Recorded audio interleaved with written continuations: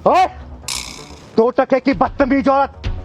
ये गरीब आदमी तेरे यहाँ 2 वक्त की रोटी के लिए काम करता है और तू इस गरीब का खाना फेंक रही है। ओए रंगीली, तू होती कौन है हम दोनों के बीच में बोलने वाली? चिंगारे, चिंगारे किन्नर नाम है मेरा। भाई तुम्हारा नाम क्या है और ऐसी क्या मजबूरी पड़ गई जो ऐसी वाहियात किस्म की औरत की गुलामी करनी पड़ रही है? शक्ल तो पढ़े लिखे लग रहे हो तुम। हाँ दीदी, सही कहा आपने। हम पढ़े लिखे हैं, ग्रेजुएट हैं और हमारा नाम शंकर है। अरे गांव में तो हमारी खेती बाड़ी परिवार सब है और जितना बड़ा इनका घर है ना, उतने में तो हम मैदान करने चले जाते हैं। तभी तो तू मेरे यहाँ आके तलवे चाट रहा है, पढ़ा लिखा गाँव का जमींदार। ओए चुप। भाई ऐसी क्या मजबूरी पड़ गई जो गांव की जमीन को छोड़कर यहाँ शहर में आके जूते की नोक पे रोटी खानी पड़ रही है? दीदी, हम रेलवे की भर्ती में आए थे यहाँ पर, नौकरी तो लगे नहीं तो शर्म के मारे गांव भी नहीं गए और इनके यहाँ ये काम करने लग गए। देख शंकर, 2 घंटे हो गए तुझे, तुझसे अभी तक गाड़ी साफ नहीं हुई। मैम साहब देखिए ना कितनी चमक रही है और देखो कितनी साफ हो रही है गाड़ी, देखिए। देख रही हूँ, तू दिनों दिन कामचोर होता जा रहा है। मैडम जी, कामचोर नहीं है हम। और ये गाड़ी के शीशे साफ करके जल्दी से बाइक भी साफ कर दे। मैडम जी, बहुत तेज भूख लगी है और सुबह नाश्ता भी करके नहीं आए थे। ये थोड़ा सा खाना खा लें, उसके बाद गाड़ी साफ कर देंगे। तू नाश्ता नहीं करके आया तो मैं तेरे लंच बनाऊं क्या? नहीं नहीं मैडम जी, बनाना नहीं है, खाना तो हम लेकर आए हैं। बस 5 मिनट दे दो मैडम जी, हम फिर खाने के बाद फिर गाड़ी साफ कर देंगे मैडम जी। मेरी बात काटने की हिम्मत कैसे हुई तुझे? खिलाती हूँ अभी खाना। हाँ, अनपढ़ गवार कहीं के देहाती। ये ले मैडम जी, मेरा खाना। दीदी फिर आप आ गए। ओए, तुझे ऐसी कौन सी आफत पड़ रही थी कि 2 मिनट का इंतजार नहीं कर सकती थी कि ये रोटी खा सके?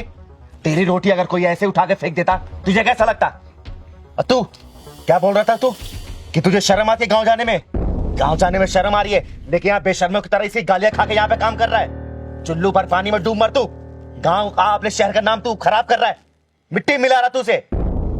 ओए, तू मेरे नौकर को भड़काने की कोशिश कर रही है। भड़का नहीं रही हूँ, आंखें खोल रही हूँ उसकी। जब तक इसके ऐसे बुजदिल इंसान गांव छोड़ के शहर आते रहेंगे ना, तू जैसे इंसान अपनी झूठी शान दिखाते रहेंगे। दीदी हम क्या करें, गांव में कोई काम धंधा मिलता नहीं है, इसलिए शहर आना पड़ता है। अरे गांव में नौकरी नहीं है तो क्या हो गया? कम तो स्वाभिमान तो है, अच्छी जिंदगी तो है। यहाँ शहरों में आके क्या मिलता है? गालियां, ताने, जिल्लत भरी जिंदगी है ना। अरे ऐसी जिंदगी से अच्छा है मर जाओ। गांव में जब माँ बाप काम बोलते होंगे ना, तब तो बड़ी शर्म आती होगी करने में, लेकिन यहाँ शहरों में आके झाड़ू पोछा बर्तन गाड़ियां साफ करना बहुत मजा आता होगा ना। बेटा, जो जिंदगी है ना गांव में ही है, शहरों में कुछ नहीं है, सब दिखावापन है, दिखावापन। सिर्फ नजरिया बदलने की जरूरत है। अरे अपने गांव में ना खेतों में काम करने में शान की बात होती है, किसी गुलामी नहीं होती वो। लेकिन यहाँ पे ये सब काम करना ऐसे औरतों की गुलामी कहलाती है, ऐसे घरों वालों की गुलामी कहलाती है। दीदी आप सही कह रही हैं। और सुन बेटा, जिनकी औकात नहीं होती ना, वो भी तुम लोगों को न जाने कितने नामों से पुकारते हैं। अरे जितनी मेहनत तुम लोग यहाँ करते हो ना, उसकी अगर आधी मेहनत भी अपने गांव में करोगे ना, इन जैसों की औकात पता चल जाएगी।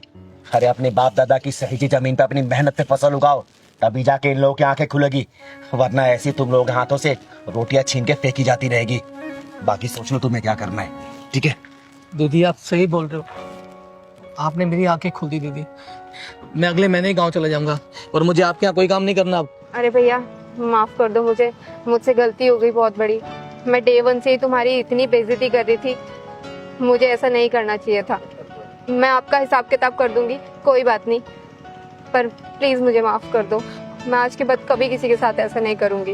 बेटा शंकर, लोग दुश्मनों की भी एक गलती माफ कर देते, माफ कर दे इसको। लेकिन हाँ, ये महीने की पूरी पगार लेके अपने गांव चले जाना हो, क्योंकि शंकर यहाँ गुलामी नहीं, अपने गांव का जमींदार होना चाह रहा है, ठीक है? ले बेटा, खाना खा। धन्यवाद दीदी। खुश। आइए भैया, बैठ के खाना खा लीजिए।